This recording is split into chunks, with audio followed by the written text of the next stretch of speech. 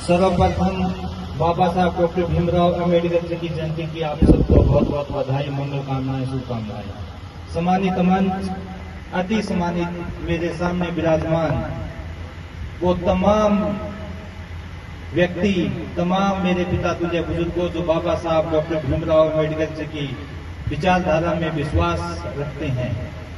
साथियों, आती से सोचा में भी हक की बात कहेंगे, कुंदन की तरह दर में ताविंदा रहेंगे। तारीख बताती है, हालात बताते हैं, दौरे सितम। बाबा साहब डॉक्टर भीमराव अम्बेडकर जी के विचार तब भी जिंदा थे, आज भी जिंदा है और कल भी जिंदा रहेंगे।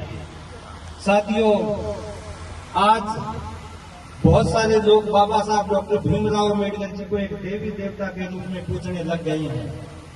मैं आपको संदेश देना चाहता हूं, बताना चाहता हूं कि साथियों, बाबा साहब डॉक्टर भीमराव अम्बेडकर जी को देवी देवताओं की तरह पूजने की जरूरत नहीं है। उनके विचारों पर अमल करना और उनके विचारों को पढ़ना और उनके विचारों को समाज के अंतिम व्यक्ति तक पहुंचाना और शिक्षित करने का हमारा उद्देश्य होना चाहिए। साथियों, शिक्षा के माध्यम से ही समाज में सुधार किया जा सकता है। जैसे बाबा साहब डॉक्टर भीमराव अम्बेडकर जी ने शिक्षा के माध्यम से खुद का सुधार किया और तमाम भारतीय उन लोगों का सुधार किया जिनकी उम्मीदें नहीं थी कि वो कभी ऐसे मंचों पर बैठ पाएंगे, इस तरह सामने बैठ पाएंगे।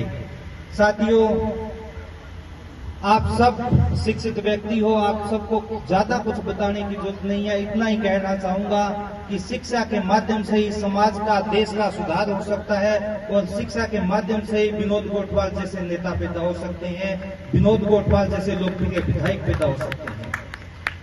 मेरी बात इन पंक्तियों के साथ, शायद दुष्यंत की उन पंक्तियों के साथ समाप्त करूंगा।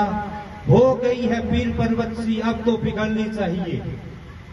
मेरा उद्देश्य सिर्फ हंगामा खड़ा करना नहीं है। मेरी कोशिश ये है कि समाज की 36 कौमों की सोच जो नेगेटिव है वो सकारात्मक होनी चाहिए और समाज में भाईचारा पैदा होना चाहिए। समाज में बहन बेटियों को आगे बढ़ाने के लिए हम लोगों को आगे आना होगा। इन्हीं शब्दों के साथ जय भीम, जय भारत। आपने मुझे बोलने का मौका दिया, इसके लिए आपका एक बार पुनः धन्यवाद। बहुत बहुत